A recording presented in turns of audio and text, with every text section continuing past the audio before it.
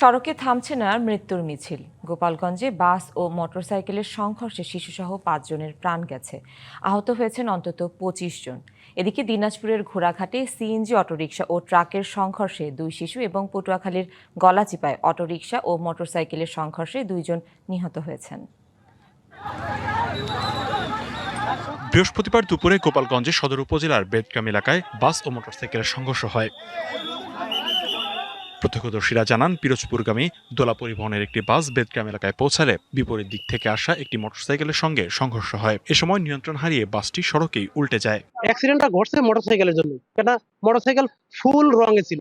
উপরওয়ালা মা বাবার ফ্যামিলির আশীর্বাদ দোয়া ছিল বিদায় ভাই বাইসে, যেভাবে অ্যাক্সিডেন্ট করছে কোনো রকম ভাবে বাইসে থাকার কোনো উপায় ছিল না ভাই। এতে মোটরসাইকেলের চালক সহ 2 জন এবং বাসের 2 যাত্রী ঘটনাস্থলেই প্রাণ হারান। দুর্ঘটনার পর গুরুতর আহত অবস্থায় উদ্ধার করে হাসপাতালে নেওয়ার পথে এক শিশুর মৃত্যু হয়। এতে নিহতের সংখ্যা দাঁড়ায় 5-এ। আহত হন অন্তত 25 জন। তাদের মধ্যে 23 জন গোপালগঞ্জ মেডিকেল কলেজ হাসপাতালে চিকিৎসাধীন। পালিয়ে গেছে বাসটির চালক।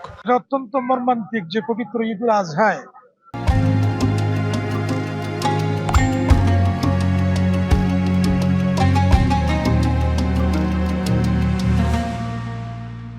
আজকে এরকম একটা সড়ক দুর্ঘটনা হয়েছে।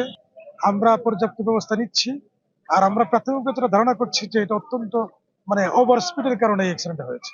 আগামীতে এরকম সড়ক দুর্ঘটনা না ঘটে গোপালগঞ্জের আমার নির্বাচনী আসনের মধ্যে, এই কারণে আমি মালিক সমিতি, শ্রমিক ইউনিয়ন সহ যারা সংশ্লিষ্ট এই পরিবহন সেক্টরের সাথে সবার সাথে আমি চাচ্ছি আগামীকাল কথা বলে যাতে এই ওভারটেকিং, তারপর দ্রুত গতিতে গাড়ি চালানো, এই সব যাতে ড্রাইভাররা না করে। এদিকে দিনাজপুরের ঘোড়াঘাটে সিএনজি অটোরিকশা ও ট্রাকের সংঘর্ষে 2 শিশু নিহত হয়েছে। আর পটুয়াখালীতে অটোরিকশা ও মোটরসাইকেলের সংঘর্ষে 2 জন নিহত হয়েছেন।